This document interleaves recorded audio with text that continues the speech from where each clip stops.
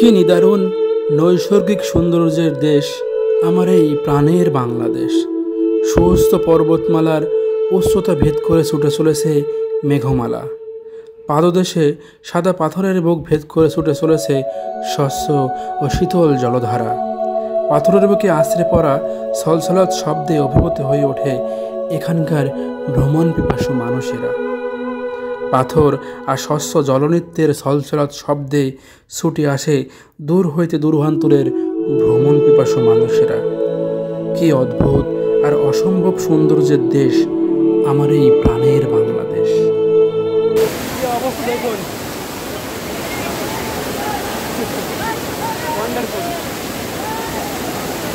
আমি আমার ভুলে ব্যাগটা নিয়ে চলে এসেছি। সবাই ব্যাগ নিচে রেখে এসেছে আর আমি আমার ব্যাগটা নিচে রেখে নিয়ে এসেছি। এই রাস্তাতে উঠা যাবে ওই যে ওখানে। আমি একটু চেষ্টা করে দেখি, দেখবো। খুবই দুর্গম, তারপর চেষ্টা করে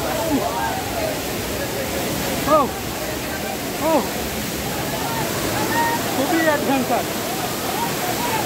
আমি একবার উপরে উঠে পড়েছি, এই দেখুন একবারে কাছাকাছি।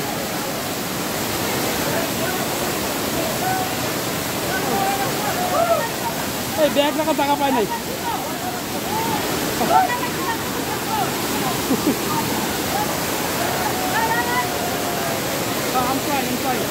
আসছে খুবই কমপ্লিকেটেড road of journey.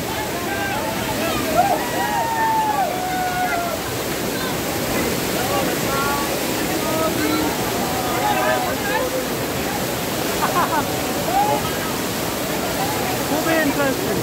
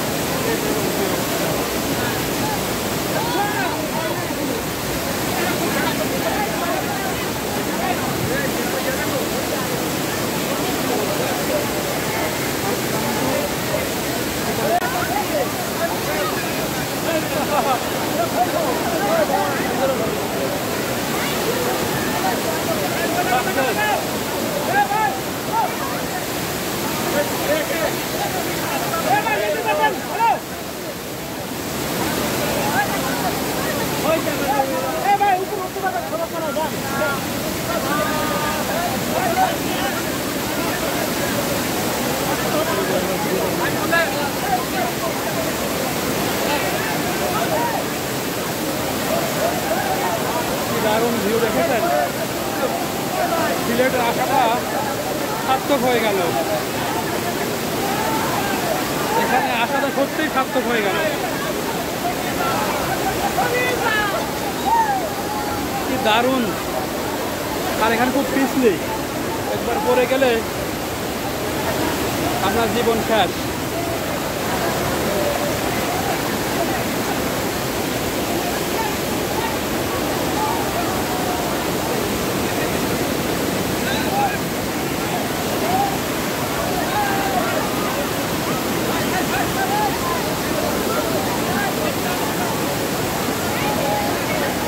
এখান থেকে একবার পড়ে গেলে আপনার জীবন শেষ। এখানে আসতে হলে অবশ্যই আপনাকে খুবই সাবধানতা অবলম্বন করে আসতে হবে। এই দেখুন কি অবস্থা, দারুণ।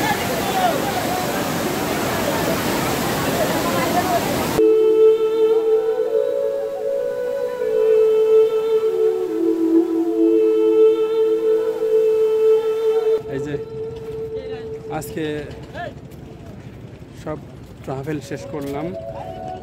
খুবই দারুণ অভিজ্ঞতা ছিল।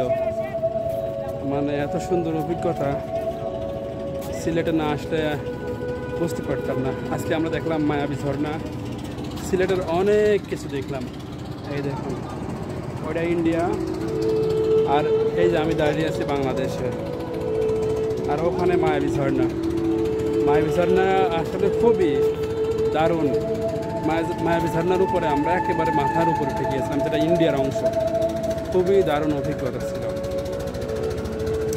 এখন আমরা চলে যাব এবং আগামীকালকের আমাদের ট্যুর আছে, সেটা হচ্ছে বিছানাকান্দি, রাতারগুল এবং ভোলাগঞ্জ, সাদা পাথর। এই ব্লগগুলো দেখবেন, আপনাদের অনেক ভালো লাগবে।